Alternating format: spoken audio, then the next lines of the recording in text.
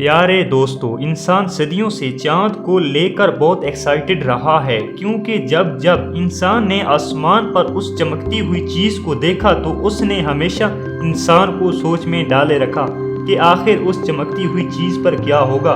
خیر، یہ تو آپ جانتے ہوں گے کہ چاند ہماری زمین کے قریب والا اسپیس آبجیکٹ ہے، جس کو ہم اپنی عام آنکھ سے بھی آسمان میں دیکھ سکتے ہیں۔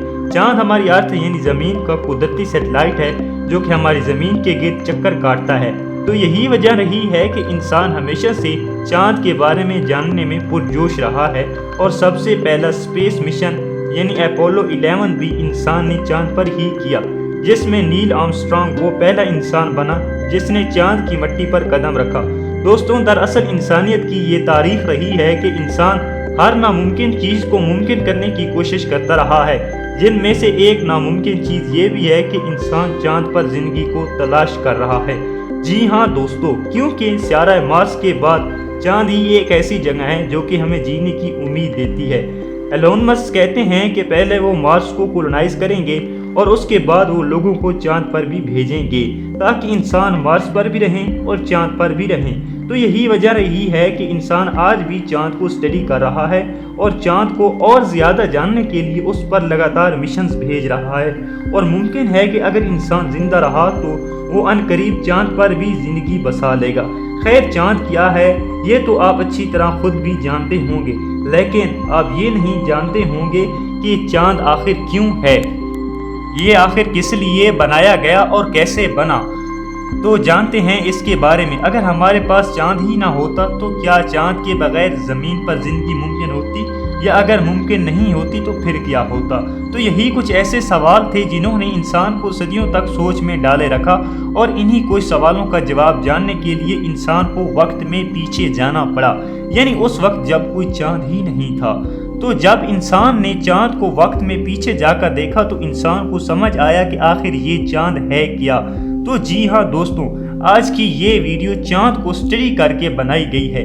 اس ویڈیو میں ہم چاند کے بننے سے لے کر چاند پر بسنے تک کے لیے تفصیل سے بیان کرنے والے ہیں، اور ہمیشہ کی طرح یہ ویڈیو بھی نہایت انٹرسٹنگ ہوگی، اس لیے اس کو اینڈ تک دیکھتے رہنا۔ میں ہوں دلیر اختر اور آپ دیکھ رہے ہیں اپنا یوٹیوب چینل دلیر ورلڈ انفارمیشن۔ دوستوں، اگر ہم بات کریں چاند کی تو سب سے پہلے ہم جان لیتے ہیں کہ چاند آخر بنا کیسے۔ تو سٹارٹ کرتے ہیں سٹوری آف مون۔ تو دوستو، یہ کہانی ہے اس وقت کی جب ہمارا سولر سسٹم نیا بنا تھا۔ آج سے 4.6 بلین سال پہلے ہماری زمین پیدا ہوئی۔ ایسا مانا جاتا ہے کہ 4.6 بلین سال پہلے جب سپیس یعنی خلا میں موجود گیسیں اور دھول نے ہماری زمین کو بنا دیا تھا، جو کہ پھر سورج کے گرد گھومنے لگی، یعنی چکر لگانے لگی تھی۔ اس وقت زمین کا سائز ہماری زمین کے سائز سے بڑا تھا، اور پھر یہاں سے شروع ہوتی ہے چاند کے بننے کی کہانی۔ دوستو، سائنٹسٹ کا یہ ماننا ہے کہ آج سے 4.5 بلین سال پہلے سیارہ مارس جتنا ایک آبجیکٹ زمین سے ٹکرا گیا تھا، جسے سائنسدانوں نے تھیا کا نام دیا ہے۔ سائنسدان کہتے ہیں کہ تھیا 9.8 کلومیٹر پر سیکنڈ کی رفتار سے زمین سے ٹکرایا تھا، جس کی وجہ سے زمین ایک لاوا کی طرح ابل گئی تھی۔ زمین کی تو تقریباً آدھی سرفیس تو ہوا میں اڑ گئی تھی، اور بچی کچی سرفیسیں ٹکڑوں میں تقسیم ہو کر زمین کے گرد چکر کاٹنے لگی۔ بعد میں وہ ٹکڑے آپس میں جڑنے لگے، جنہوں نے زمین کے گرد گھومنے والی ایک نئی دنیا کو جنم دیا، جس کو ہم آج چاند کے نام سے جانتے ہیں۔ سائنٹسٹ کہتے ہیں کہ جب چاند نیا بنا تھا تو یہ بہت زیادہ گرم تھا۔ ویسے تو چاند زمین سے 3.5 لاکھ کلومیٹر سے بھی زیادہ دور ہے، لیکن دوستوں اس وقت چاند صرف زمین سے 22,530 کلومیٹر دور تھا، جو کہ زمین کے اتنے زیادہ پاس تھا کہ اگر ہم اسے دیکھ لیتے تو ایسا لگتا کہ ایک پگھلی ہوئی دنیا زمین کے گرد منڈلا رہی ہے۔ دوستوں، اس وقت ہماری ارتھ کا انوائرمنٹ بہت ہی خراب تھا، جو کہ بالکل بھی جینے لائق نہیں تھا۔ ہماری ارتھ ایسی تھی جیسے کوئی جہنم ہو، کیونکہ ارتھ پر بڑے بڑے لاوا کے سمندر تھے جو کہ ٹھنڈا ہونے کا انتظار کر رہے تھے۔ خیر، وقت گزرتا گیا، اور گزرتے وقت کے ساتھ ساتھ زمین اور چاند دونوں ٹھنڈے ہوتے گئے۔ زمین جو پہلے ایک جہنم تھی، وہ دھیرے دھیرے اپنے اوپر ایک سالڈ سرفیس کو بنانے لگی۔ ہمارے چاند پر بھی سرفیس بن چکی تھی، اور ہمارا چاند بالکل صاف ستھرا، یعنی آج جیسے چاند जिस पर दाग धब्बे हैं, लेकिन उस वक्त चांद पर कोई दाग और धब्बे नहीं थे। अब हमारे दिमाग में जो सबसे पहला सवाल पैदा होता है वो ये है कि आखिर चांद पर ये दाग धब्बे आए कैसे। तो दोस्तों हुआ कुछ यूं कि जब अर्थ और चांद ठंडे हो रहे थे तो उस वक्त एस्ट्रोनॉट्स और मेटियोर्स की बारिश होती थी, जिसको साइंसदान नाम देते थे LHB यानी लेट हैवी बम्बार्डमेंट। LHB एक ऐसा टाइम था जब हजारों मीटियोर्स आसमान से गिरते थे और अर्थ और मून से टकराते थे। ये एस्टेरॉइड्स कई मिलियन साल अर्थ और चांद से टकराते रहे, जिसकी वजह से चांद पर दाग लगे और अर्थ पर लाइफ शुरू हुई। जी हाँ दोस्तों, ऐसा माना जाता है कि आज से 4 बिलियन साल पहले जब चांद ठंडा हुआ तो चांद के साउथ पोल पर एक बहुत बड़ा इम्पैक्ट हुआ, जिसकी वजह से चांद के साउथ पोल पर एक बहुत ही बड़ा गड्ढा बन गया और उसके बाद चांद पर ऐसे लगातार इम्पैक्ट्स होते रहे, जिसकी वजह से चांद जो बिल्कुल वाइट था उसकी सरफेस पर दाग लगने लगे, वो जगह जगह से डार्क ग्रे रंग का होने लगा। चांद पर लगातार धब्बे बनते गए और साइंसदानों ने इन धब्बों को नाम दिया है मारिया।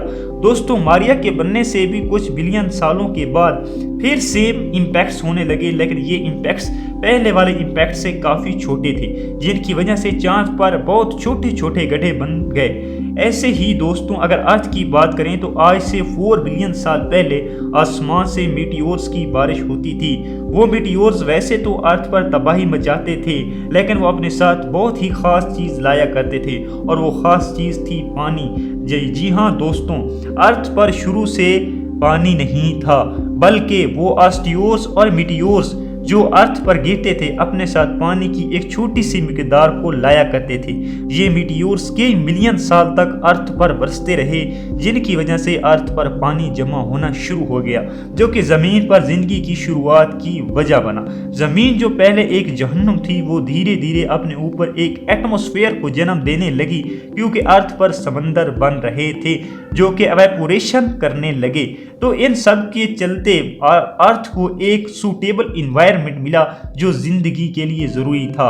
अब दोस्तों ये तो बात होगी चांद के बनने की और अर्थ पर ज़िंदगी शुरू होने की, और अब हम बात कर लेते हैं चांद के कुछ साइंटिफिक फैक्ट्स के बारे में जो साइंसदानों ने हाल ही में डिस्कवर किए। तो ज़्यादा टाइम नहीं लेते और वीडियो को कंटिन्यू करते हैं। Number 1, shape of the moon. दोस्तों चांद जो हमारे एक बॉल की तरह दिखाई देता है, ये दरअसल में एक अंडे के जैसा दिखता है, ठीक ऐसे ही जैसे हमारी अर्थ है, क्योंकि दोस्तों हमारी ज़मीन की शेप बिल्कुल गोल नहीं बल्कि उबलिट शेप है, जैसे ही एक ऐसी बाल जिस पर किसी ने पाँव रख दिया हो। इसी तरह दोस्तों पूरा चांद कभी भी एक साइज का नहीं होता, ये कभी छोटा नज़र आता है तो कभी बहुत बड़ा नज़र आता है।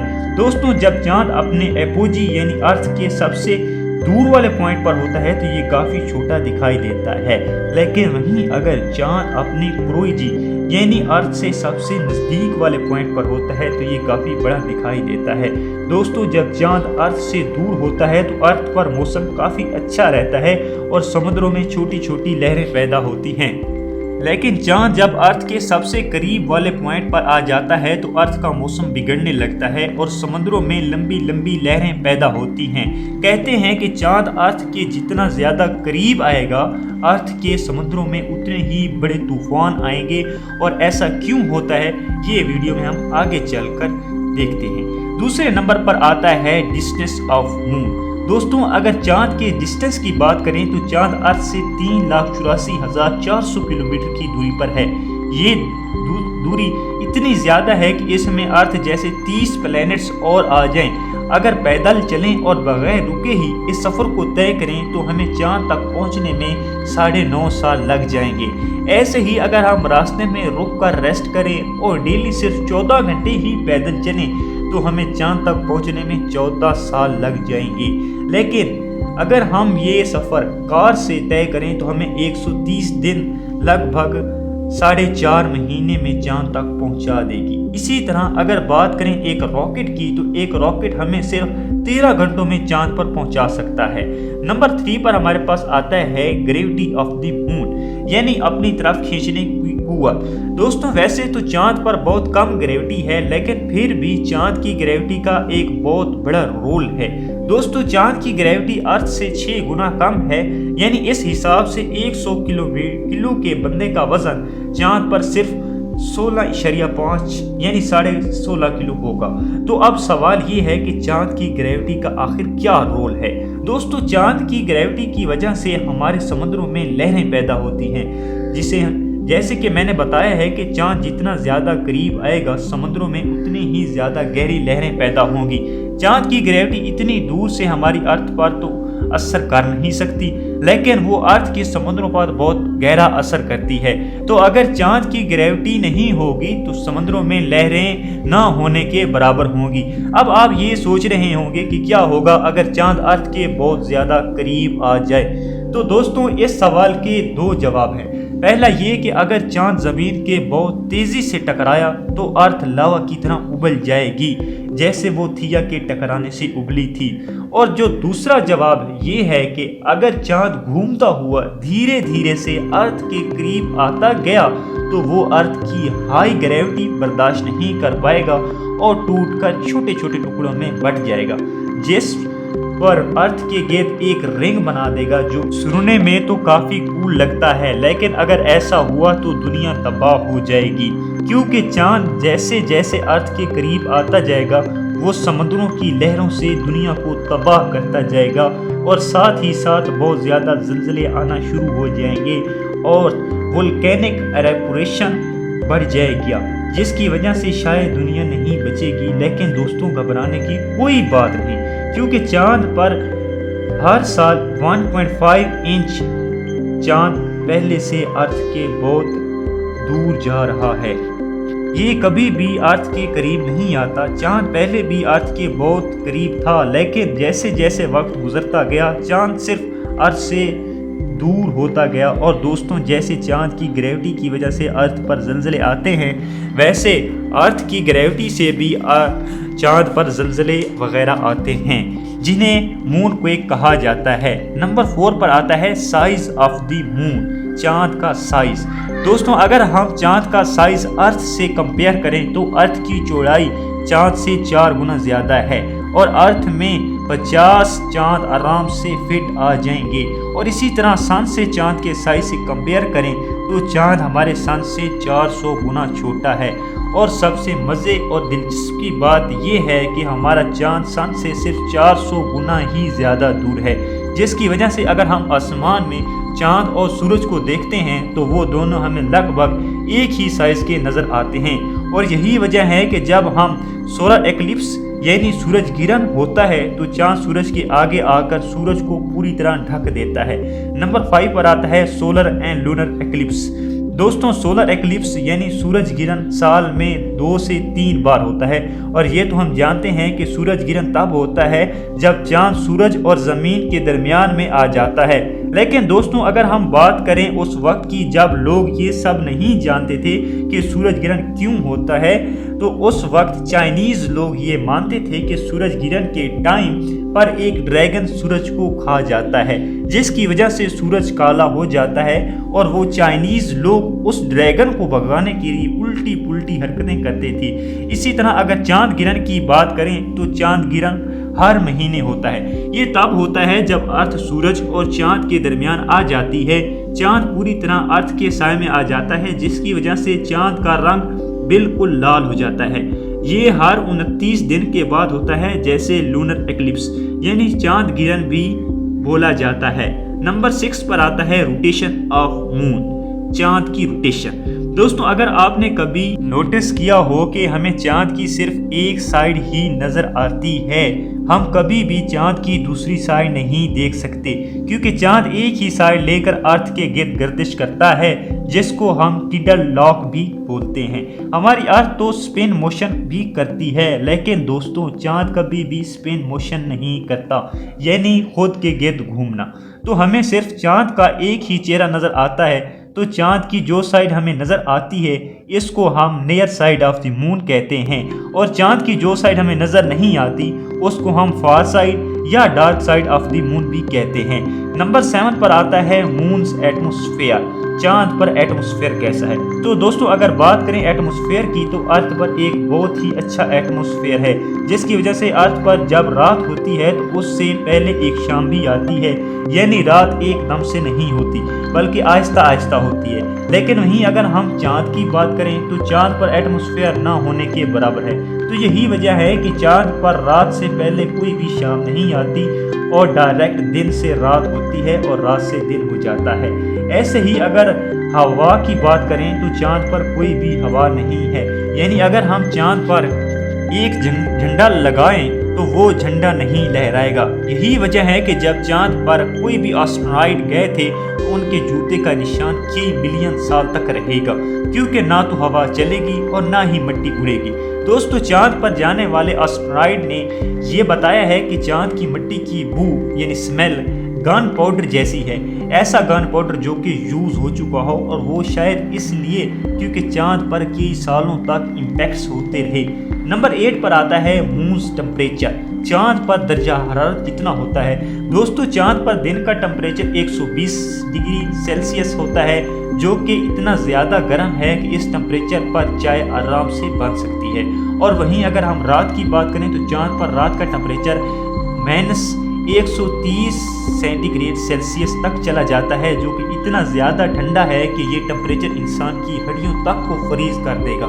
دوستو، دنیا کی ٹھنڈا ترین جگہ انٹارکٹیکا ہے، جہاں کا منیمم ٹمپریچر -90 ڈگری تک چلا جاتا ہے، جو کہ یہ ٹمپریچر چاند کے ٹمپریچر کے مقابلے میں نہایت گرم ہے۔ نمبر 9 پر آتا ہے مشن آن مون۔ دوستوں، ویسے تو چاند پر پہلا مشن اپولو 11 کو مانا جاتا ہے، جس میں نیل آرمسٹرانگ پہلے انسان تھے جو کہ چاند پر اترے تھے۔ لیکن دوستوں، مزے کی بات یہ ہے کہ اپولو 11 پہلا مشن نہیں تھا جو کہ چاند پر بھیجا گیا۔ اپولو 11 کو شاید اس لیے پہلا مشن مانا جاتا ہے کیونکہ اس مشن میں انسان بھی تھے۔ اس سے پہلے جتنے بھی چاند پر مشن بھیجے گئے تو ان میں انسان نہیں تھے، جن میں زیادہ تر مشنز سوویت یونین کے ذریعے بھیجے گئے تھے۔ دوستوں، 1959 میں سوویت یونین نے چاند پر اپنا پہلا مشن بھیجا جس کا نام تھا لیونا 1، جو کہ ایک فلائی بائی مشن تھا۔ اس مشن میں ایک اسپیس کرافٹ یعنی لیونا 1 کو چاند سے فلائی بائی کر کے جانا تھا۔ لیکن دوستوں، جب اسپیس کرافٹ چاند سے فلائی بائی کر کے جاتا ہے تو اس کا کمیونیکیشن ٹوٹ جاتا ہے، لیکن پھر بھی اس کو ایک سکسیسفل مشن سمجھا گیا کیونکہ تب تک لیونا 1 اس وقت چاند کی بہت ساری انفارمیشن کو کیپچر کر چکا تھا۔ ایسے ہی لیونا 1 کے بعد لیونا 2 بھیجا گیا، جس میں ایک اسپیس کرافٹ کو مون پر کریش لینڈ کرائی گئی۔ دوستو، چاند پر سافٹ لینڈنگ کرنے والا سب سے پہلا اسپیس کرافٹ سوویت لیونا 9 تھا، اور چاند پر چلنے والی سب سے پہلی گاڑی لیونوکوڈ 1 تھی، جو کہ سوویت یونین نے ہی بھیجی تھی۔ تو چاند پر زیادہ تر مشن سوویت یونین ہی بھیجا کرتی تھی۔ اگر ہم بات کریں اپولو 11 کی تو اپولو 11 ایک امریکن مشن تھا جو کہ 1969 میں بھیجا گیا تھا۔ اپولو 11 کے بعد اپولو کے اور بھی کئی سارے مشنز بھیجے گئے جو کہ سب کے سب امریکہ نے ہی کیے تھے۔ ان سبھی مشنز کو ملا کر صرف 24 لوگ ہی ایسے تھے جو کہ چاند پر جا سکے، اور ان 24 لوگوں سے صرف 12 لوگ ہی ایسے تھے جو کہ چاند پر اتر پائے۔ تو دوستوں، ایلن چیبٹ نام کا یہ انسان اکیلا ایسا انسان تھا جس نے چاند پر گولف کھیلا تھا۔ اس کی گولف کی بال چاند پر گم ہو گئی تھی جو کہ آج تک نہیں ملی، اور کہتے ہیں کہ وہ بال آج بھی چاند پر ہی ہے۔ نمبر 10 پر آتا ہے لائف آن دی مون، چاند پر زندگی۔ دوستو، چاند پر زندگی ممکن ہو بھی پائے گی یا نہیں، اس کے بارے میں ابھی بھی سائنٹسٹ انکلیئر ہیں، لیکن ایلن مسک یہ کہتا ہے کہ پہلے وہ مارس کو کولونائز کریں گے اور اس کے بعد وہ انسانوں کو چاند پر بھی رہنے کو بھیجیں گے، یعنی انسان مارس پر بھی رہیں گے اور چاند پر بھی رہیں گے۔ اور یہ سب کیسے ممکن ہوگا؟ ان سب پر میرے چینل پر ویڈیوز آتی رہیں گی۔ ویسے تو چاند کے بارے میں ابھی بھی بہت سے فیکٹس ایسے ہیں جن کے بارے میں اس ویڈیو میں نہیں بتا پایا کیونکہ یہ ویڈیو پہلے ہی بہت زیادہ لمبی ہو چکی ہے، لیکن اگر آپ ابھی بھی یہ ویڈیو دیکھ رہے ہو تو اس کا مطلب ہے کہ آپ کو ویڈیو دیکھنے میں مزہ آ رہا تھا۔ تو اگر مزہ آیا تو لائک کریں، اگر نہیں آیا تو بھی لائک کریں، کیونکہ ایک ویڈیو کو اچھی طرح تیار کرنے میں بہت زیادہ ٹائم لگتا ہے۔ تو لائک ضرور کرو۔ اگر آپ کو یہ ویڈیوز اچھی لگتی ہیں تو چینل کو سبسکرائب کرو تاکہ آپ کا اور میرا کنیکشن جڑا رہے۔ پھر ملتے ہیں ایک نیکسٹ ویڈیو میں، تب تک کے لیے اللہ حافظ۔